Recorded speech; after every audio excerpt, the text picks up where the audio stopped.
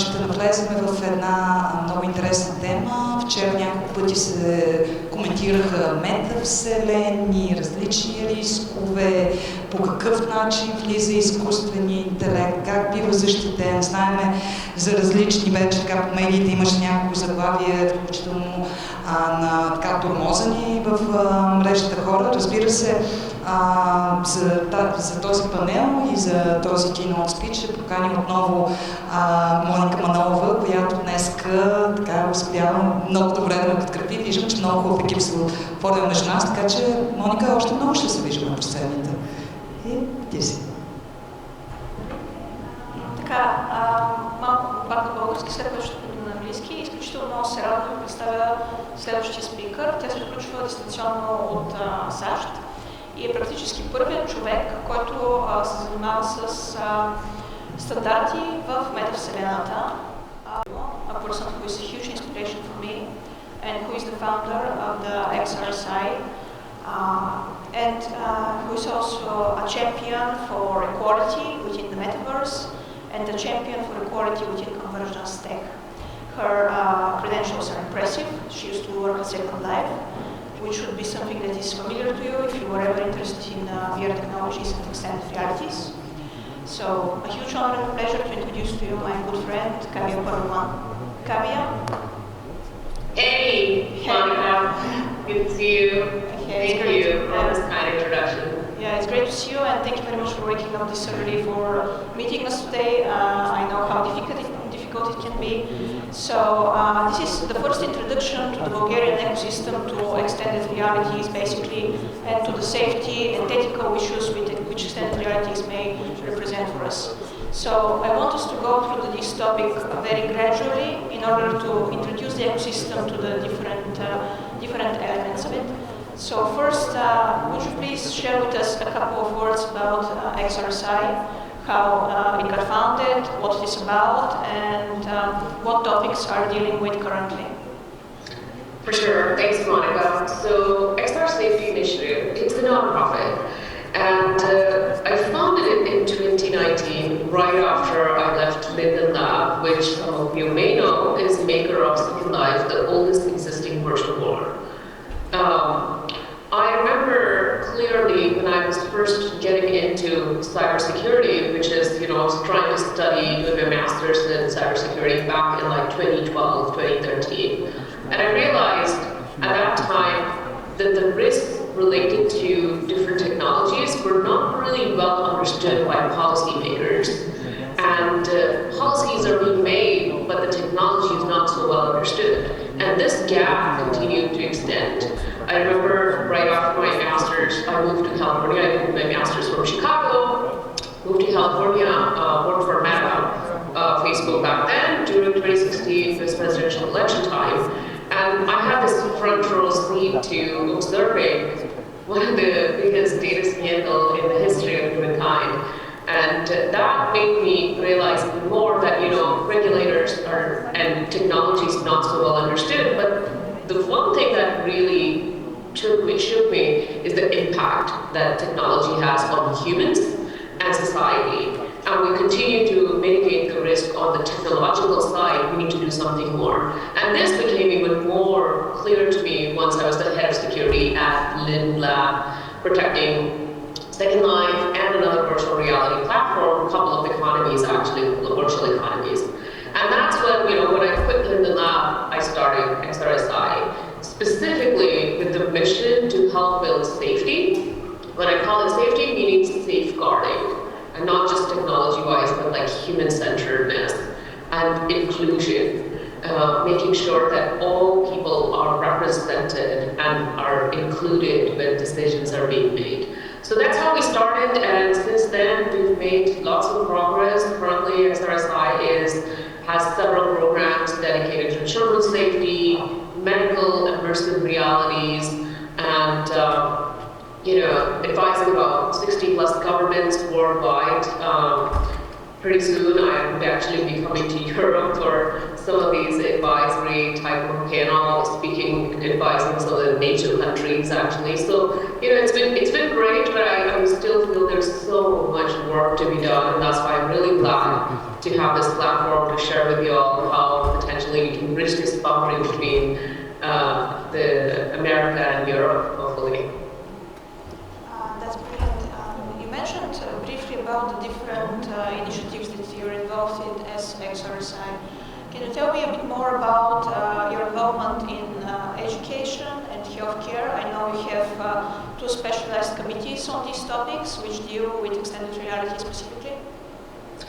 For sure. So there is this grassroots movement sort of needed to make sure everybody actually understands what these new technologies are. And why? Because the biggest risk that we are facing with the convergence of these technologies is that people are going to be left behind. I mean, if you thought the internet created a digital divide, these converging technologies are going to increase that digital divide. So there needs to be a global movement to educate and uplift people. An example I would take is one of our diversity and inclusion coalitions, CyberXR Coalition. We launched a program called Beyond Inclusion. Basically, Beyond Inclusion program is an effort to educate 100+ individuals each year worldwide to prepare them to become XR engineer. And then, not just give them a bootcamp style training free of charge, but also give them placement so they go back into the technology ecosystem where decisions are being made about people who look different or from various demographics, but they're not consulted. The decisions are being made by some of the dude bros, I call them, the white bros. They have no comprehension how some decisions might impact a hijabi woman, an African American woman. So that's the deliberate attempt.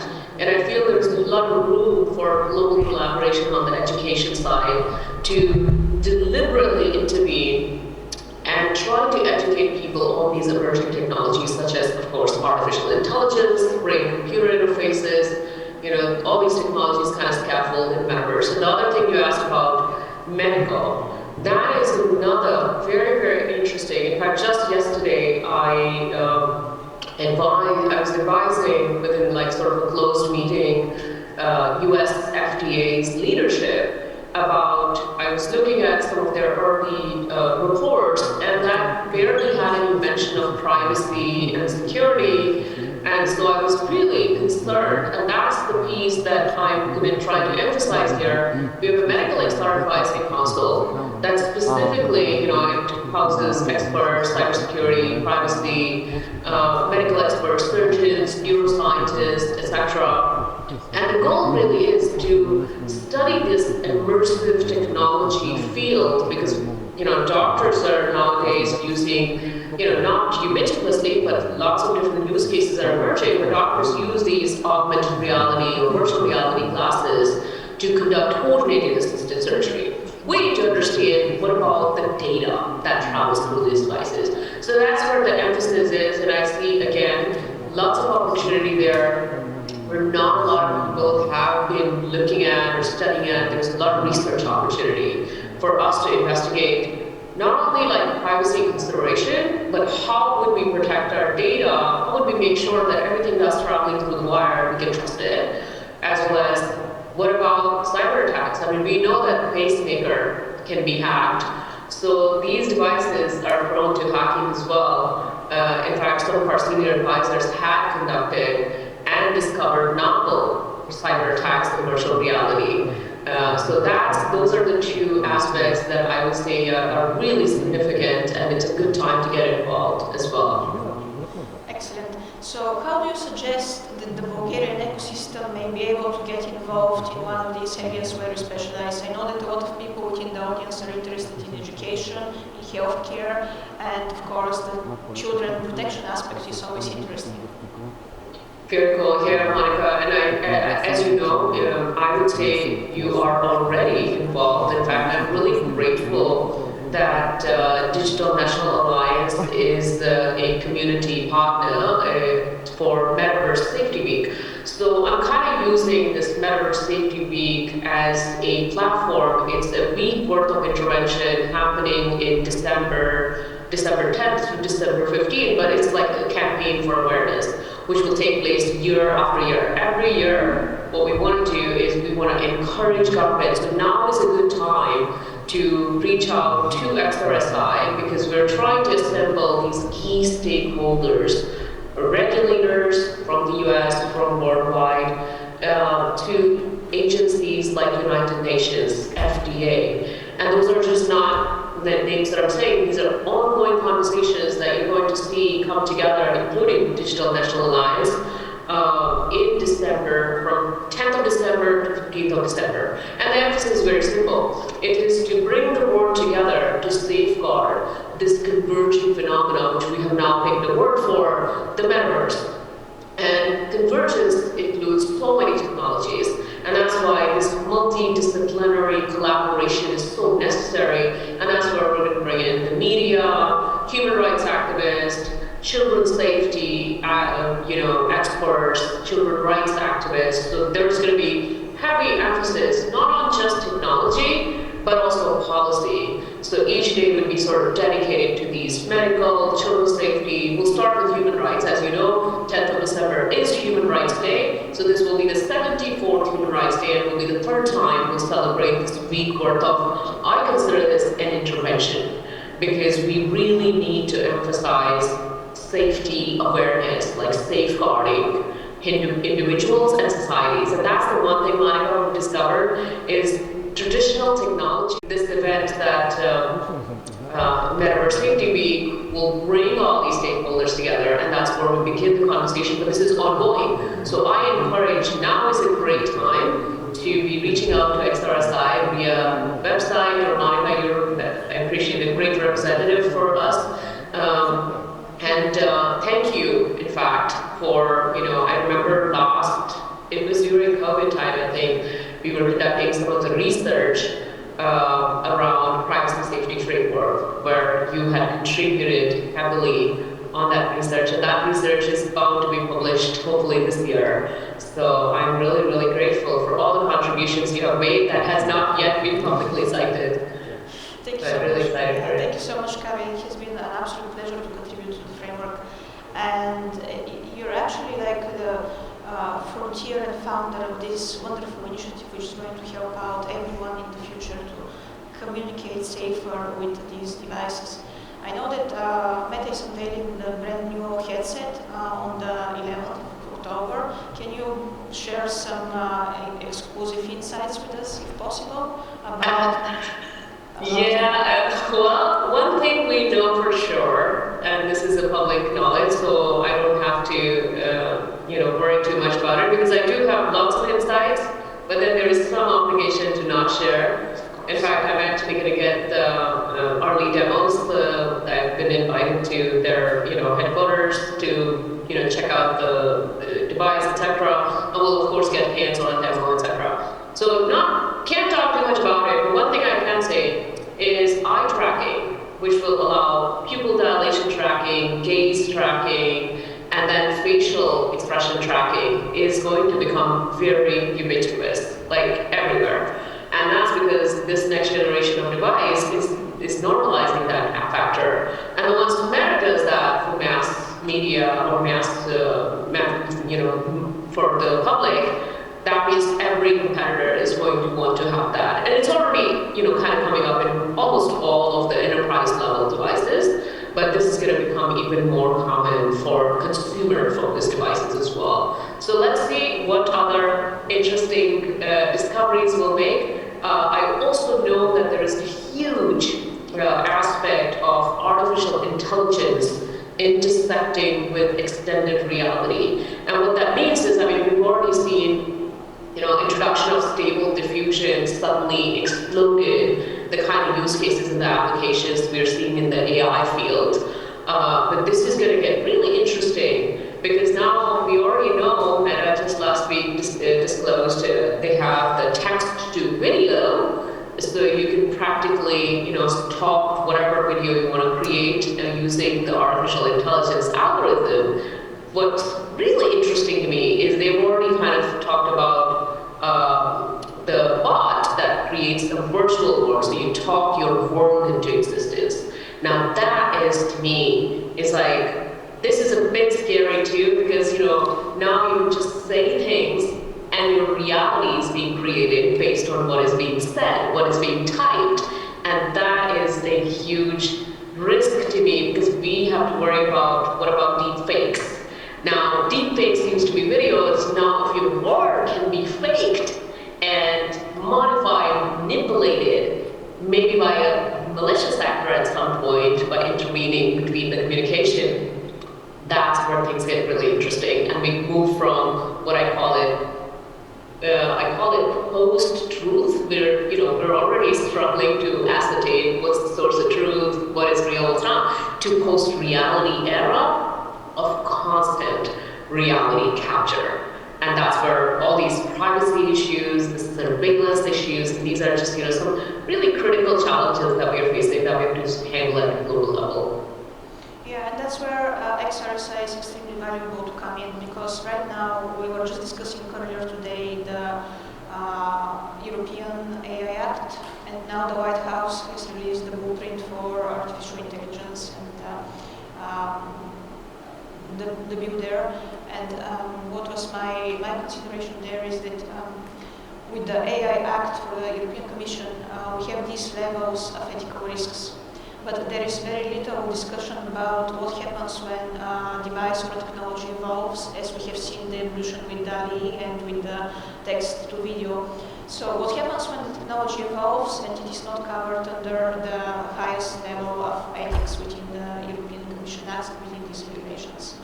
And what do you think that is going to be the role of XRSI in the future in establishing these ethical boundaries where regulation is not enough? So I know that from XRSI, and we are inviting several stakeholders to create this concerted effort to bridge the gap between the Valley, Brussels, and DC. In fact, I'm going to do a bit of early disclosure, but we're about to. I've already signed the paperwork, so it's okay. We're signing this partnership with Friends of Europe, a think tank that focuses specifically on, peace, defense, security for European Commission, European Parliament, and entire Europe. And so that's why I've been coming to Europe to have these discussions, because what we need to do is we need to build a bridge between the Valley, where the technology is mostly being baked into these systems, it's converging, it's emerging, and then the DC folks that, you see the blueprint that you saw from Biden administration released, and then Brussels. In fact, it's encouraging now to see that Brussels, in fact, European Commission, has appointed a dedicated office in San Francisco for that reason. And we're going to be liaisoning the person behind the DSA, Digital Service Act, and Digital Marketing Act, Jared Graff. They've already kind of been introduced, and we're going to try to build that bridge, try to sort of educate the policymakers in DC and then the regulators in Europe what these technologies are going to potentially cost. And your research, our collective research, Monica, is going to play a huge role, because this is exactly what we did. We kind of tried to map out these emerging regulations to what the technological impact could be, and then how to build a comprehensive framework, how that can inform these emerging regulations. Because if you look at the blueprint as well, I should point out, it just says like you should do that, you should do that. So there's a lot of shoulds, but it's like there are some guardrails that we have to actually have, that we must. Like, I'll take a quick example of, in the United States, if these emerging technologies capture the data and know that a certain type of disease is progressing, and if that data ends up with the insurance providers, well, they could deny a patient coverage. And depending on how severe the disease can be, cancer or whatever else, that's an actual human harm that happens. So somebody could put on these devices, just play a game, virtual reality, but this device device is tracking you and it's really analyzing and understanding what we call biometrically inferred data. So these kinds of blueprints are great, but we need to establish those very solid guardrails that are absolutely imperative, sometimes even moratorium or banning addictive behavior technology for children, because children are at massive risk. You think they're addicted to, they can get addicted to gaming. These immersive technologies are way more sophisticated. So a dedicated intervention approach to safeguarding children or vulnerable population, etc. So there's a lot of concerted efforts going on globally. I'm really glad that to have the stage here, as well as just, be invited to several globally. I'm going to be in the Middle East as well. Going to go to Dubai. So just, there's been a lot of inquiries from around the world. I'm really glad that people are asking the right questions. That now is the only time. We have a small window of opportunity before this thing accelerates too much to the extent that it's absolutely impossible to mitigate the harm retroactively. Yeah, thank you so much, Kavya.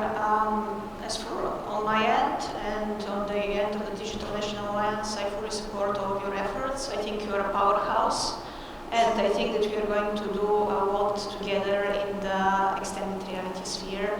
Thank you so much. Just a couple of words for the room. I'm going to switch to Bulgarian now. Ако имате някакви въпроси за Кавия, искате да зададете, с най-голямо удоволствие мога да ги преведа сега. Ако имате отделни въпроси, можем да ги пратим по имейл. Дигитална национална коалиция е партньор на Кавия в нейната Metaverse Safety Week, която ще бъде декември месец, и едновременно с това аз помагам да съпортвам нейния ресърч в много голям процент от случаите, които се отнасят на географски информационни системи. Така че много ще се радвам да продължим нашата комуникация. Thank you, Kavya, very much for joining us. I know it was very early in the morning for you. I hope that you stay completely in touch, and also I'm very happy that you invited Dr. Jane Thompson to Metaverse Safety Week. This is something that I'm quite looking forward to hearing from her and from everyone else involved as well. So thank you so much. And thank you. And Monica, I have a mad parrot here, so you thought I was mad at sleep. He's really mad now. He's going to be happy when I put him to bed. But thank you for having me, and look forward to seeing you at Metaverse Safety Week. Thank you so much, and looking forward to seeing you as well. Thank you really, really very much. Thank you. Cheers. Sure. Благодаря ти, Моника. Отново отличен избор и много интересна дискусия.